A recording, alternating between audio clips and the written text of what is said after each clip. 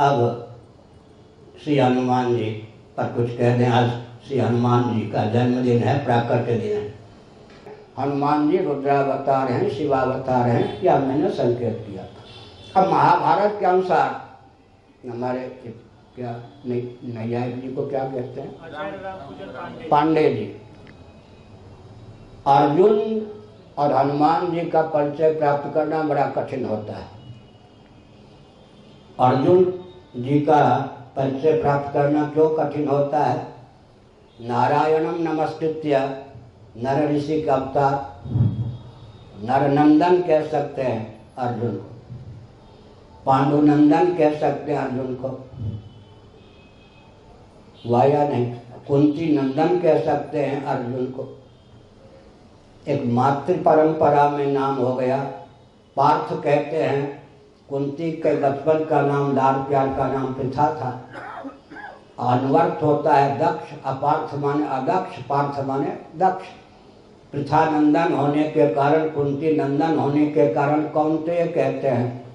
और नर ऋषि उधर क्या है, इंद्र के पुत्र भी अर्जुन कहे जाते हैं, क्योंकि देवराज इंद्र में नर ऋषि का समावेश हुआ। और देवराज इंद्र ने ही नियोग विधा से, योग सम्मत विधा से कुंती का स्पर्श करके स्वयं को अर्जुन के रूप में उद्भाषित किया। इंद्र नंदन भी हैं।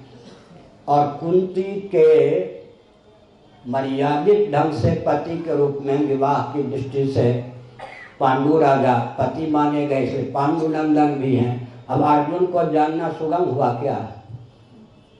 नरनंदन भी हो गए, नर ऋषि के अवतार होने के कारण।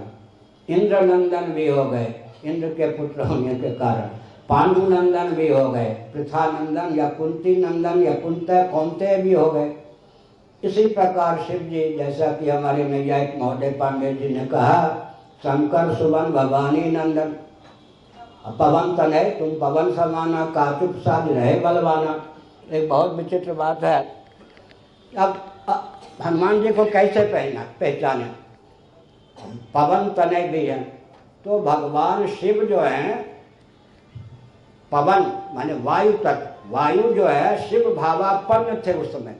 शिव तत्व का संश्लेष वायु में था, वायु समय शिव तादात्म्यापन्न थे।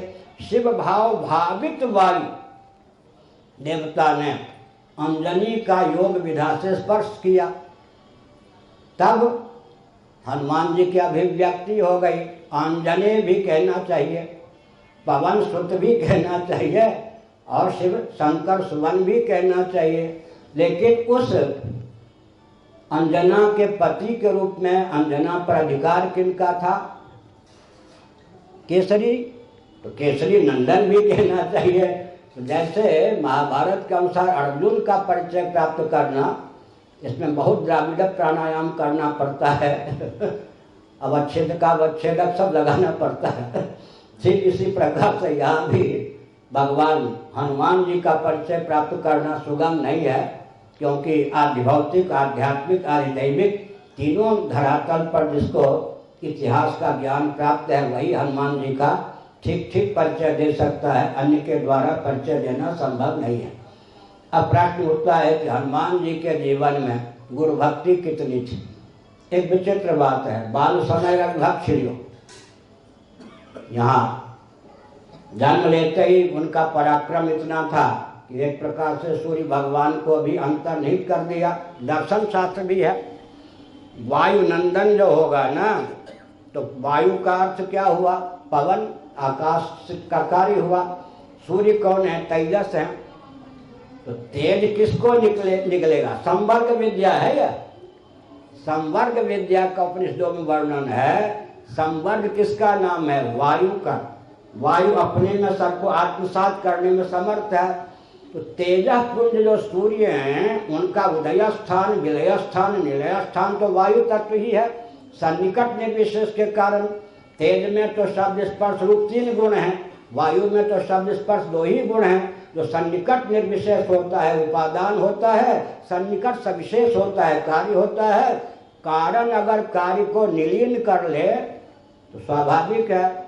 यह जो दार्शनिक तथ्य है, ऐतिह्य धरातल पर यह दिखाया गया कि जन्म लेते ही बाल समय रविभक्त लियो, लेकिन अंत में हनुमान जी को अहंकार नहीं हुआ।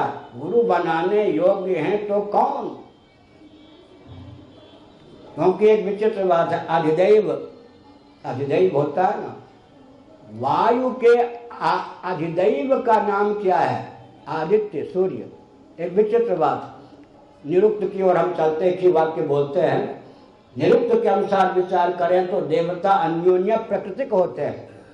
देवता अन्योन्य प्राकृतिक होते हैं। हम आप जो मनुष्य हैं, पिता रहते हुए साक्षात अपना पुत्र नहीं बन सकते, माता रहते हुए साक्षात अपनी पुत्री या पुत्र नहीं बन सकते। देवता बिना देह का परित्याग किए भी अन्योन्य प्राकृतिक होते हैं, या देवता में चमत्कृति होती है।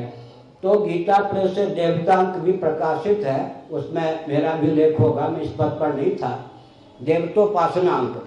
उसमें एक बहुत विचित्र बात है कि हनुमान जी और सूर्य जी में कौन बड़े कौन छोटे। तो जब हम वायुनंदन हनुमान जी को मानते हैं और सूर्य भगवान को तेजापुंज मानते हैं, अधिदैव कोटि का मानते हैं, तो सूर्य के कारण के रूप में वायु तत्व हैं। वायु के अवतार होने के कारण हनुमान जी ने वो पराक्रम दिखा दिया, तो स्वतः सिद्ध है वो पराक्रम। दार्शनिक धरातल पर जो स्वतः सिद्ध पराक्रम है, ऐतिह्य धरातल पर उसका केवल ख्यापन किया गया है, कोई आश्चर्य की बात नहीं है। लेकिन जब हम अधिदैव दृष्टि से विचार करते हैं तो वायु के अधिदैव के रूप में फिर आदित्य का वर्णन होता है। इसीलिए देवता जो होते हैं अन्योन्य प्राकृतिक, एक दूसरे के हेतु बन जाते हैं।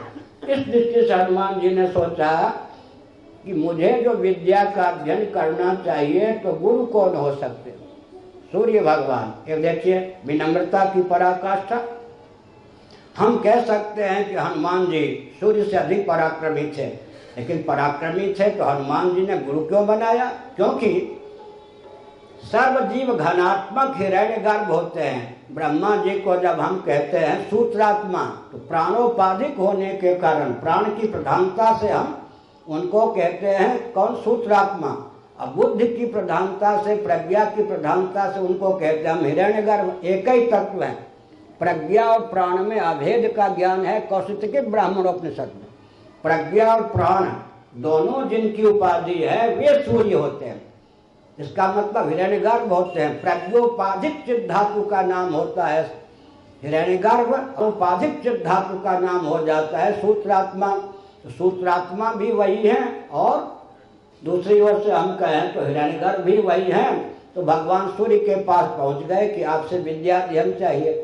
यहाँ मर्त्यलोक में जो जो विद्या विलुप्त हो जाती है वो उद्गम स्थान आदित्य मंडल में जाकर सन्निहित रहती है।